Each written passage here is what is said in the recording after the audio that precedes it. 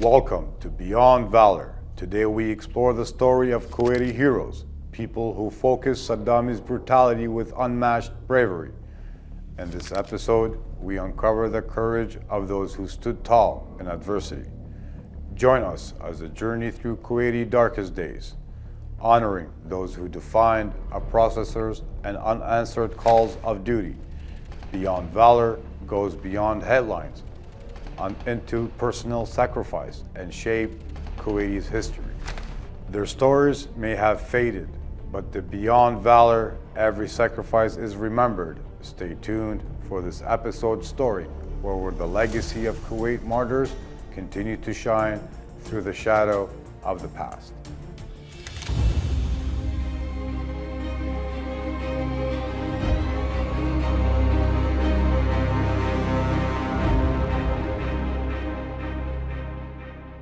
Now let's hear about Ahmed Ghabazard, a remarkable individual who returned to Kuwaitis from Lebanon during the Saddami occupation.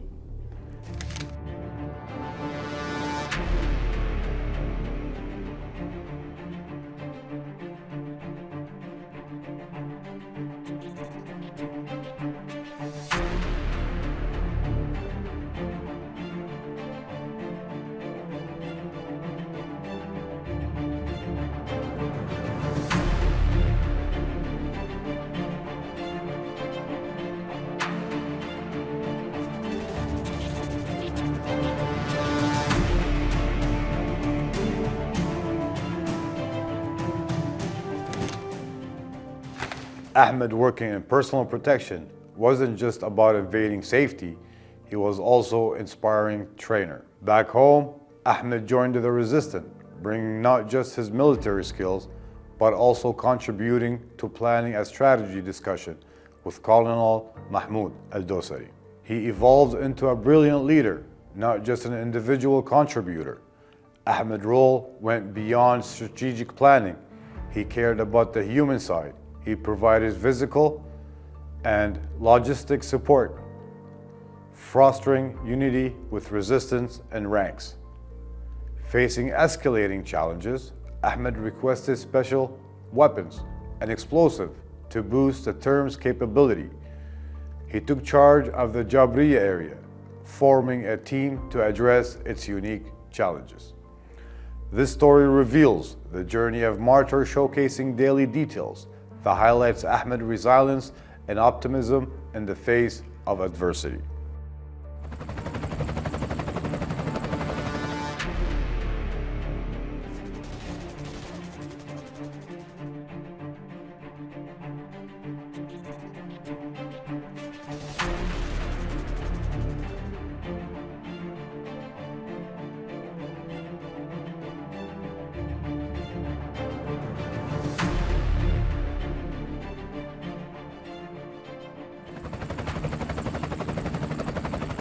As war clouds gathering over Kuwait, Ahmed, working for the Ministry of Interior, Personal Protection Department, faced a critical choice: surrendered to invaders or rests. Ahmed's journey started with his return from Lebanon to Bahrain, reuniting with his family, but the cause of his homeland grew stronger.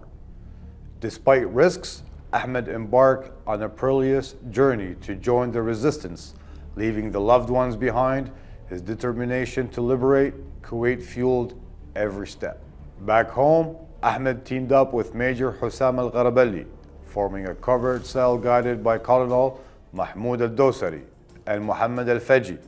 Ahmed group mainly skilled individuals for the Personal Protection Department and military, played a critical role in intelligence gathering and transportation weapons from the southern border to key points at Al-Ahmadi and Shaiba.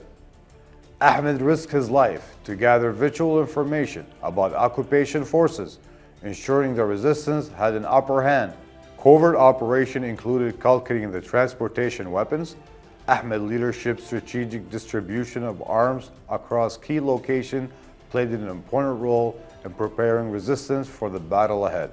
From firing upon checkpoints to burning trucks loaded with stolen goods and booby-trapping enemy vehicles. These were some of the daring operations Ahmed undertook and collaboration with comrades. All were bold response to the aggressive invasion. Ahmed did not confine himself as a concealed heroic act. He also participated in concealed operations, such as setting enemy tracks ablaze and booby-trapping their vehicles. His bold decisions came with careful tactics and precise planning.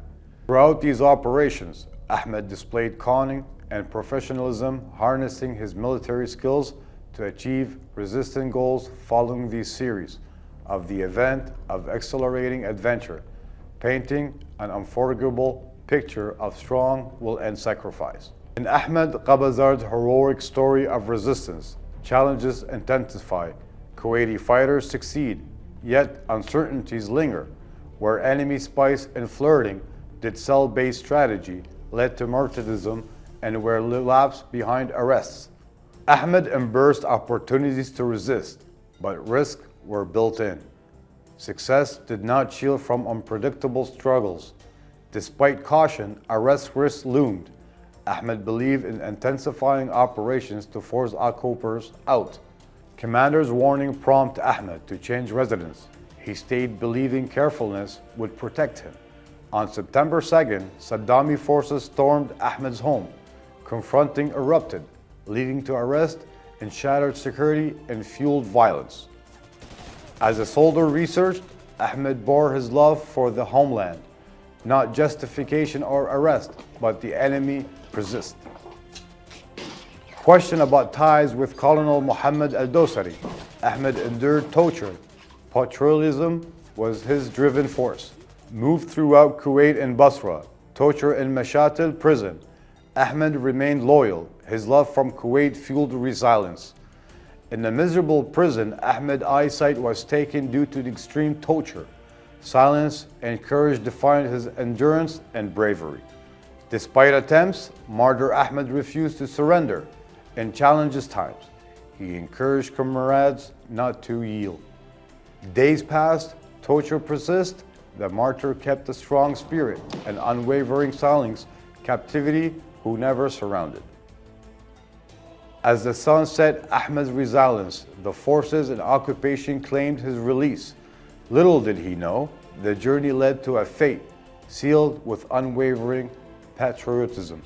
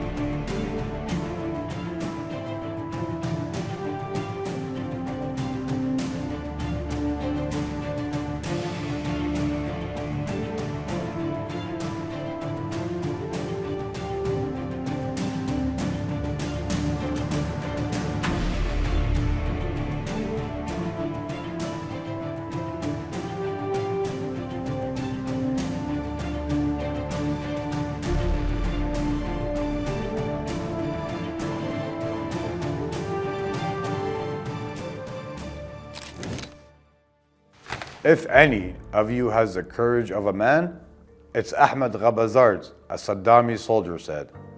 On September 16 at 8 a.m., Saddami forces closed off Jabriya area. They forced everyone out, presenting Ahmed signs of brutal torture evident. Despite the torture, Ahmed remained defiant. They looted his house, set it on fire, and shot and wounded, embraced martyrdom. The martyr fell silent and steadfast. Ahmed Qabazard, a symbol of patriotism and courage, externally developed in his homeland. The martyr fell silent and steadfast. Ahmed Qabazard, a symbol of patriotism and courage, eternally devoted to his homeland.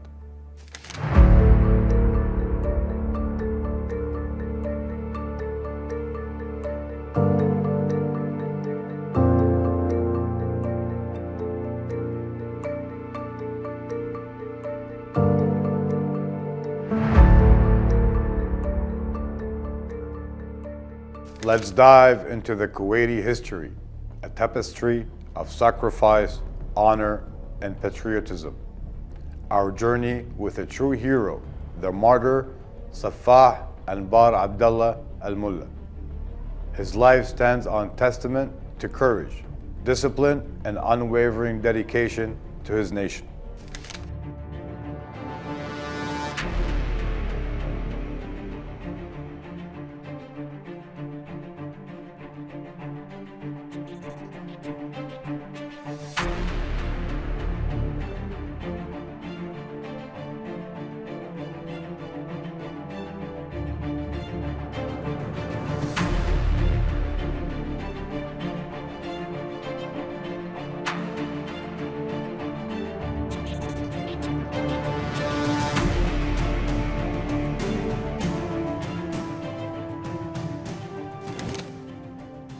Safah, a military man of perfect caliber, embodied qualities that endeared him to all. His love for his homeland matched by kindness, bravery, and compassion. A devoted family man, a pillar of strength to his wife and 4 children. Born and raised in Kuwait, Safah's commitment to excellence led him to graduate from secondary school in the Armathia area. But faith and other plans guided him to the uniform of distinguished military officer. In the Ministry of Interior, Safah earned his military diploma. Raising through the ranks, his leadership skills saw him to Margab police station and on the military training mission in Canada. During his 6-month course in Canada, Safah reached the rank of captain in the State of Security Investigation, eventually becoming a deputy chief. Beyond his military duties, Safah was a loving husband and father, fostering a home filled with love. In the next segment, we'll unreveal a chapter of a story exploring the challenges, sacrifice, and legacy he left behind. As Saddami forces swept into Kuwait, Major Safah Abdallah al-Mullah, and vacation in London, made a resolute decision to return his homeland at any cost. At noon, Major Safah called his wife, urging her and their children to head to their mother's house in Salwa without revealing his mission. Originally planning to travel to US with his family, circumstances forced a change. On August 9, 1990, Major Safah entered Kuwait through Saudi Arabia land borders, accompanied by friends Abdullah al-Jiran, in a water tank truck loaded with weapons and cash. In a moment of confession, Major Safah made a decisive choice. His wife received a letter from an unknown sender. The martyr, Safah, requested her immediate departure, concealing her identity. They claimed to have escaped Saddami forces tracking them due to an involvement in a booby trap car. They spent the night in her house before leaving in the morning. Major Safah, a key leader in Kuwaiti resistance, played a critical role during the Saddami invasion. Operating with higher-ranking leaders, they gathered the Yarmouk area, totaling around 70 men. Safah and comrades moved between Yarmouk and Nuzha area, adopting new identity to escape from Saddami forces. Hunting resistant members, Safah's name became Abu Bakr Uthman, spending minimal time at his family's home. Major Safah and comrades contribute significantly through the intelligence work, collaborating with Kuwaiti leadership in Saudi Arabia. They provided critical updates on resistance activities and received instruction to guide internal affairs.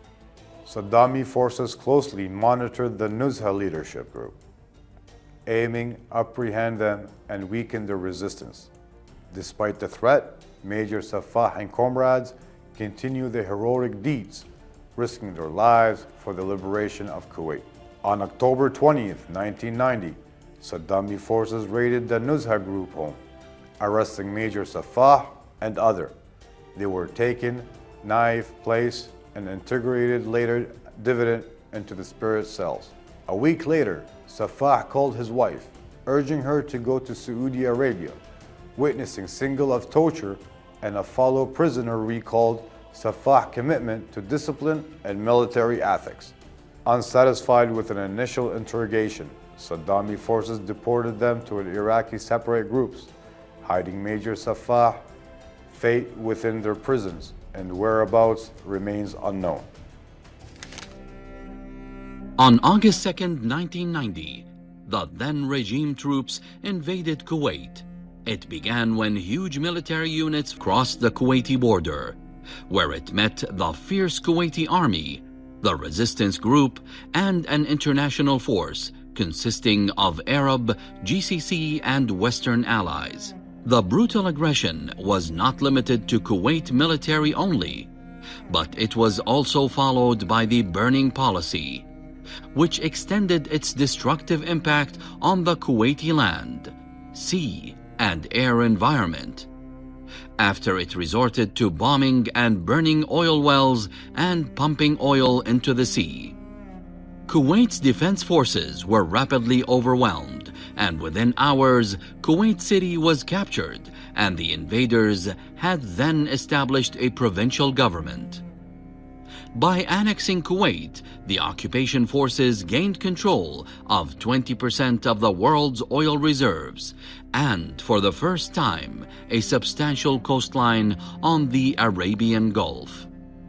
During the invasion, the late Emir, Sheikh Jabir al-Ahmed al-Jabir al-Sabah, established a government in the city of Taif in the Kingdom of Saudi Arabia, which included the Crown Prince at the time, the late Father Emir, Sheikh Saad al-Abdullah Salim al-Sabah, and several ministers and leaders of the armed forces.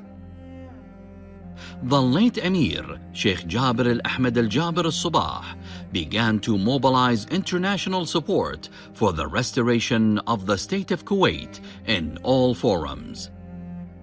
While the Crown Prince at the time, the late Father Emir, Sheikh Saad al-Abdullah al-Sabah, worked on preserving the legitimacy of Kuwait, regulating the conditions of the government, and ensuring a decent life for Kuwaitis abroad and at home, as he supported the Kuwaiti resistance groups inside Kuwait and diplomatic efforts of its missions abroad. Moreover, the Minister of Foreign Affairs at that time, the late Emir, Sheikh Sabah al-Ahmed al-Jabir al-Sabah, worked on mobilizing Arab and international diplomats to promote Kuwait's just cause. From the first hours of the invasion, the Gulf Cooperation Council, the GCC countries, hastened to move on the premise that any attack on any member state is an attack on all countries of the Cooperation Council. On August 3rd, 1990, the GCC foreign ministers held an emergency meeting in Cairo, Egypt, on the sidelines of an Arab League Council meeting. The efforts of the GCC countries also succeeded in convening an emergency Arab summit in Cairo on August 10th, 1990. During the meetings, the GCC countries rejected the aggression in Kuwait and demanded for the invading forces unconditional withdrawal from the country. Moreover, in the second week of January, GCC defense ministers met in Riyadh, the Kingdom of Saudi Arabia, and after a comprehensive study of the political and military situation, the defense ministers agreed on the need to implement an offensive action to liberate Kuwait. During this period, the Kingdom of Saudi Arabia played an important role by mobilizing its forces and making contacts with Arab and international powers to hold an emergency summit.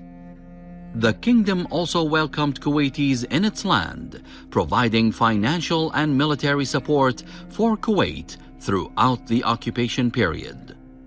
Moreover, the kingdom invited several countries to send troops, becoming the main base of the coalition that had about 800,000 troops from 30 countries.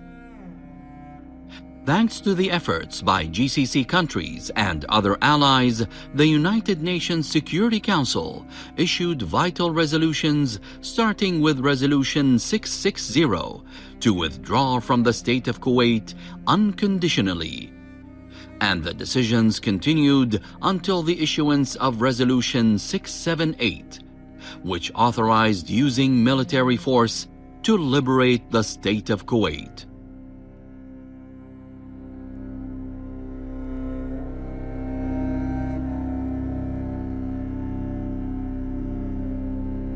In the heart of Kuwait history, where bravery and sacrifice echo throughout time, we continue diving into the honorable stories of those who gave their all for the love of their homeland.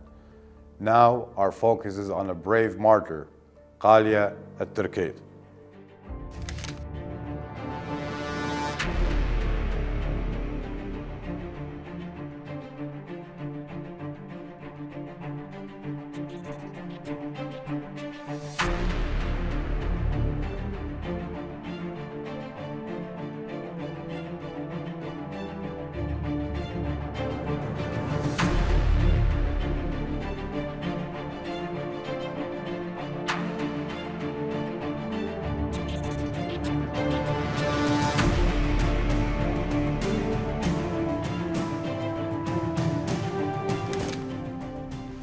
Born on October 4th, 1965, she navigated the corridors of government school, climbing the education ladder until she stood proudly with bachelor degree. Ghalia devoted her expertise to the Ministry of Health, specialized in psychological medicine, a dedicated wife and a mother of three.